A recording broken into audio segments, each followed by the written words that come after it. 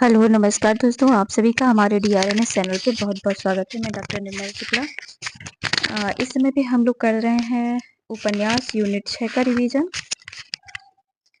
सभी उपन्यासों का शॉर्टकट रिवीजन है, जिसमें से सभी मतलब उपन्यास जितना है, उन सभी उपन्यास का मेन चीज़ों का रिवीजन कर रहे हैं। मुख्य जो इम्पोर्टेंट कोटेशन है एग्ज़ाम के नज़रिए से, जिस तरह से एनटीए का पूछने का तरीका है, उसी के दृष्टिकोण से हम इसका प्रिपरेशन अच्छे से कर रहे हैं, ठीक है?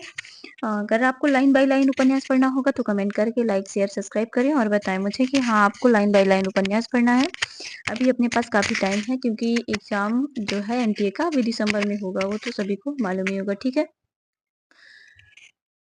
अभी जितने बच्चे जून में एग्ज़ाम दिए हुए थे, आंसर की आ चुकी है, कट ऑफ थोड़ा हाई जाएगा क्योंकि यूनिट जो है 2 से ज़्यादा क्वेश्चन पूछे गए थे। हिंदी साहित्य के इतिहास से जो है ज़्यादा क्वेश्चन पूछे गए थे।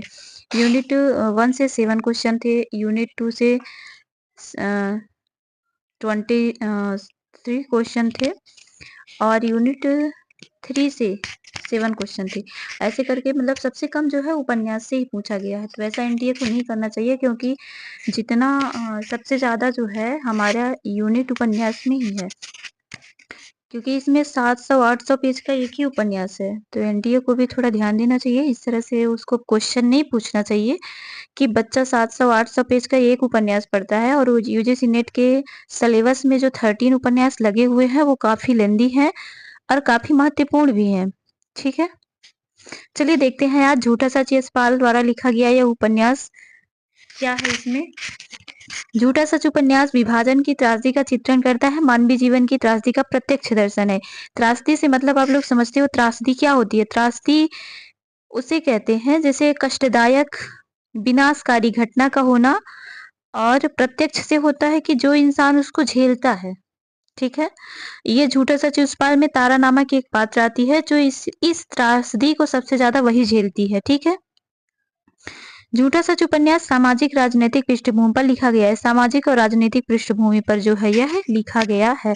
उपन्यास में यशपाल ने सन 1942 से 1957 तक का अर्थात देश विभाजन से पहले और देश विभाजन के बाद के उतार चढ़ाव का इन्होंने वर्णन किया है। मतलब आजादी से पहले और आजादी के बाद।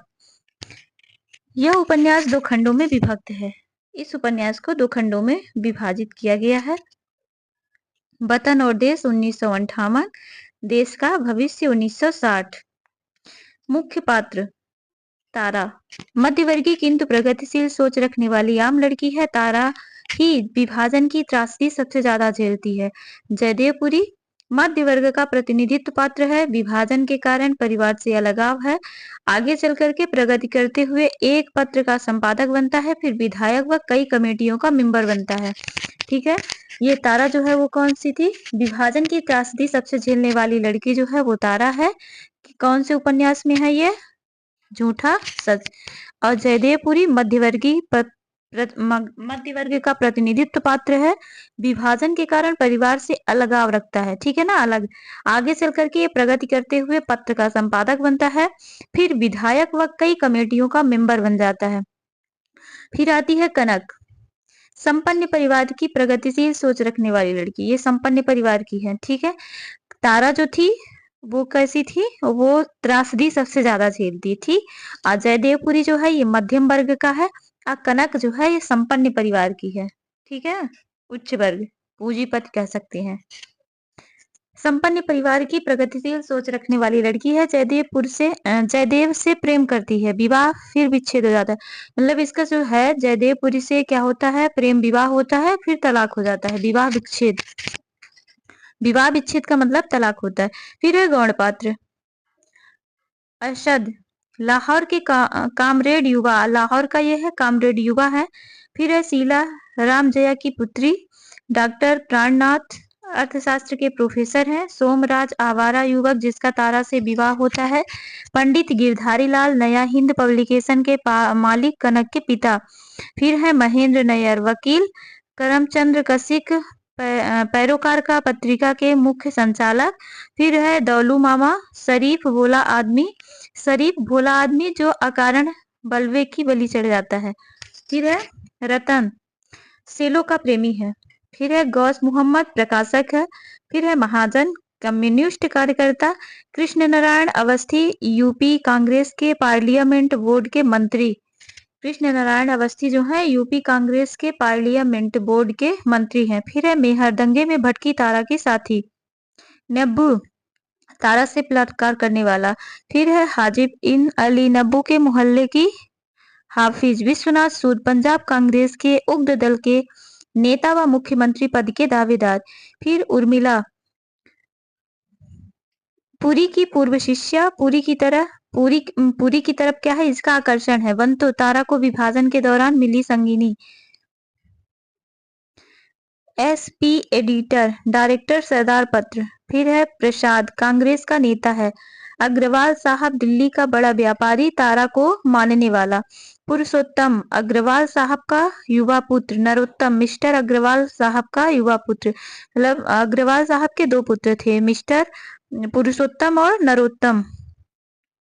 मिस्टर रावत सचिव गृह मंत्रालय। पीएस गिल विभाजन का दंश झेल चुका युवक। फिर है निरंजन चड्ढा गर्मी का प्रेमी। फिर है माथुर पुराना दोस्त। जया पुरी और कनक की बच्ची। जया पुरी और कनक की बच्ची। जया जो है वो पुरी और कनक की बच्ची है। फिर है सीता तारा के मोहल्ले की लड़की। पूरणदेवी सीता की माँ। डॉक्टर श्यामा डॉक्टर और कांग्रेस की बड़ी लीडर। इस तरह से झूठा सच उपन्यास के जितने भी पात्र थे उनको हमने देखा। अब देखेंगे झूठा सच उपन्यास का कथासार क्या है, इसके केंद्र में क्या क्या है। झूठा सच यशपाल का महत्वपूर्ण उपन्यास है। अपनी प्रकृति में यह एक महाकाव्यात्मक उपन्यास है जो भारत के विभाजन की पृष्ठभूमि पर लिखा गया है।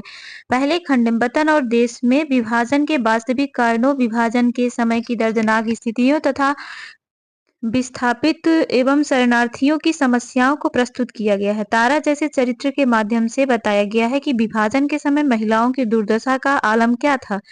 दूसरे खंड में देश का भविष्य में आजादी के बाद की स्थितियां हैं, जिसमें एक और कुछ बुद्धिजीवियों व नेताओं की प्रगतिशील भूमिका का चित्रण है, तो दूसरी ओर सूद और सोमराज जैसे उन तत्वों की भी चर्चा है जो राजनीतिक और पत्रकारिता को शुद्ध व्यवसाय बना करके भ्रष्टाचार व बेईमानी के माध्यम से समाज को लूटने में लगे हैं।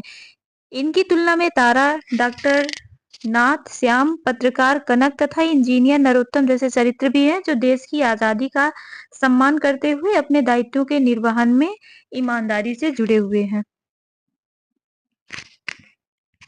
विभाजन से पूर्व मध्ययुगीन जीवन, वहां के जन सामान्य का मानसिक गठन, राजनीतिज्ञों के दांव-पेच, सांप्रदायिक स्वभावों के कारण हिंदू मुसलमानों के बीच बढ़ती खाई, देश का विभाजन, सांप्रदायिक दंगे, लूट-खसोट, रक्तपात, लाखों व्यक्तियों का विस्थापित होना, उनकी जीविका और संघर्ष, कांग्रेस का शासन, स्वतंत्रता प्राप्ति के बाद का सामाजिक जीवन, विविध क्षेत्रों में चलने वाली धांधली, उच्च वर्ग की स्वार्थपरकता, मध्य वर्ग की कुंठा, निम्न वर्ग की निराशा, जनता की जागरूकता आदि सब कुछ झूठा सच में साकार हो गया है।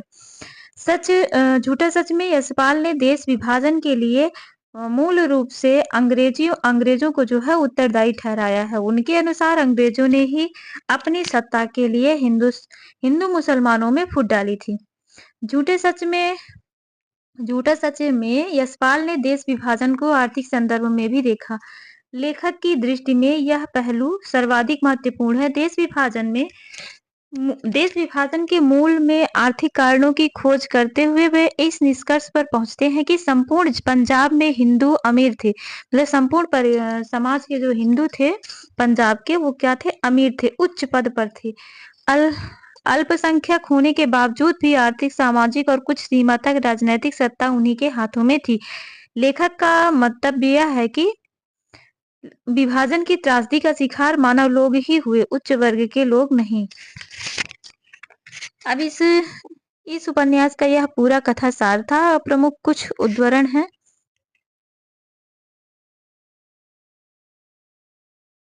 पुरुष की तुलना में स्त्री की हीनता स्वाभाविक तो नहीं परंतु आवश्यक बना दी गई है। मोस्ट इंपॉर्टेंट, स्त्री अपनी शोभा अपने से बढ़कर के पुरुष को पाने में ही समझ लेती है, लेखक का कहना है। लेखक सफेद पोष निम्न वर्ग के लिए अपनी गरीबी से अधिक संकोच और रहस्य की दूसरी बात क्या हो सकती है? लेखक कहता है स्त्रियों के जीवन से लज्जा का उतार चढ़ाव दिन से पहरों पाप ताप की भांति होता है। बचपन में लाज की अनुभूति नहीं रहती है। जीवन के दूसरे पहर में जब वे अपने शरीर में नारित्व को पहचानने लगती हैं और जान जाती हैं कि उनके जीवन की परिणति उनकी आकर्षण शक्ति में है, तो आकर्षण के प्रबल माध्यम लाज को बढ़ाने लगती हैं। लेखक कहता है पंजाब तो सदा हिंद सिखों का रहा है। इन मरे मुसलमानों का राज दिल्ली लखनऊ आगरा में रहा होगा, पंजाब तो हमारा है। मियाँ बीवी की लड़ाई और कार्तिक का बादल कितने पर ठहरता है। लेखक कहता है ब्रिटेन में बैठे अंग्रेज अपनी स्थिति के कारण अपने आप को भारत का बोझ उठा सकने में असमर्थ समझने लगे, किंतु हिंदुस्तान में मौजूद अंग्रेज ब्यूरोक्रेसी अंतर्राष्ट्रीय स्थिति और ब्रिटेन की वर्तमान आर्थिक स्थिति जानती नहीं। वे हिंदुस्तान के शासन का मोह नहीं छोड़ना चाहते। लेखक कहता संपत्ति के आधार पर संभ्रांत बनी श्रेणी की स्त्रियों का प्रयोग शिक्षा के अतिरिक्त और भी क्या? डॉक्टर प्राणनाथ कहता है यह स्त्रियां यह सोच भी नहीं सकती हैं कि मैं तुम्हें सिख के बिना भी लाइक कर सकता हूँ। प्राणनाथ तारा से बल्कि सिक्स के लिए भी इस श्रेणी के पुरुष जो चाहे सब कर सकते हैं। वे पत्नियां तो केवल संपत्ति के निर्विवाद अधिकारी पैदा करने के लिए है। ये स्त्रियों की एक ही योग्यता को जानती हैं, हाथ आ गए पुरुष को हाथ से निकलने ना देना। इन्हें तुम्हारी किसी अन्य योग्यता से ईर्ष्या नहीं है, तुम्हारे नारीत्व के आकर्षण से ईर्ष्या है। प्राणनाथ तारा से कहता है इटली के 16 फरवरी के बयान में कहा गया है कि जून 1948 में हिंदुस्तान के जिस भाग का जो राजनीतिक दल अधिक सशक्त होगा, ब्रिटिश सरकार उसी को शासन सौंप देगी। लेखक कहता है कौन युवती कुमारी साली जीजा के साथ अपने को सुरक्षित समझकर प्रणय और आकर्षण के आखेट के पैतरे का परिचय पाने का यत्न नहीं करती। लेखक कहता है सभी पात्रों की अपनी अपनी राजनैतिक और सांप्रदायिक नीति थी, परंतु पत्रकारों को अनुशासन में रखने की नीति के विषय में उनके कोई भेद नहीं था। लेखक पूरी के पैरोकार के निष्कासन पर कहता है साधनहीन होकर भी सम्मान चाहता हूँ, साधन होने पर तो सम्मान खींचा चला आता है। लेखक कहता है पूरी से कलाकार या लेखक का यश ओला ढोल होता है जिसकी गूंज दूर दूर तक जाती है परंतु भीतर पूर्ण रहती है। अब वह सोचता है अन्य सब सामान शिष्टाचार मात्र है, पैसों पर बल की वास्तविक सम्मान। पूरी के संदर्भ में कहा जाता है सन 42 के स्वतंत्रता आंदोलन के समय तलवार बंदूक पिस्तौल का नाम सुनकर के लोगों को पसीना आ जाता था। अब पूरी सुनाता है कि लोग निडर तलवार बड़े और बंदूकें जमा कर रहे थे। कुछ लोग पानी के नल टपका करके करविले भी बनवा रहे थे। अफवाह गर्म थी कि लाला मधो शाह और सुखलाल के यहाँ से हिंदुओं की रक्षा पाकिस्तान के विरोधों के लिए 200 चाहे कितने बंदूक पिस्तौल मिल सकते हैं। इस तरह से इस उपन्यास की बहुत मोस्ट इम्पोर्टेंट कोटेशन है।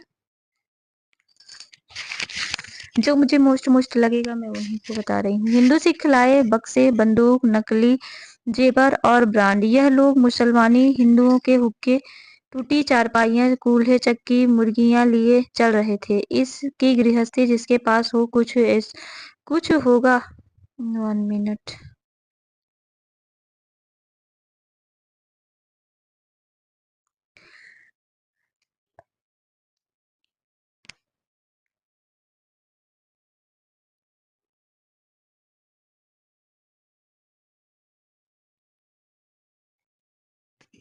ठीक है, यहाँ तक मुझे मोस्ट इम्पोर्टेंट लग रहा था जिसको मैंने बताया।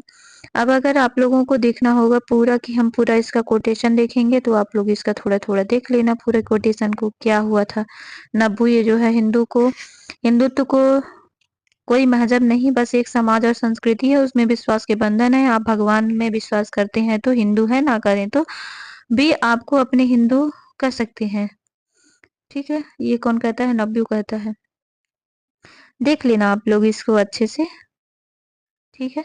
झूठा सच भाग 2 है, प्रमुख उद्धरण गिरधारी लाल। ठीक है, इसीलिए मैं धीरे धीरे कर रही हूँ, आप लोग रोक रोक करके ना थोड़ा इसको पुश करके देख लेना। ठीक है,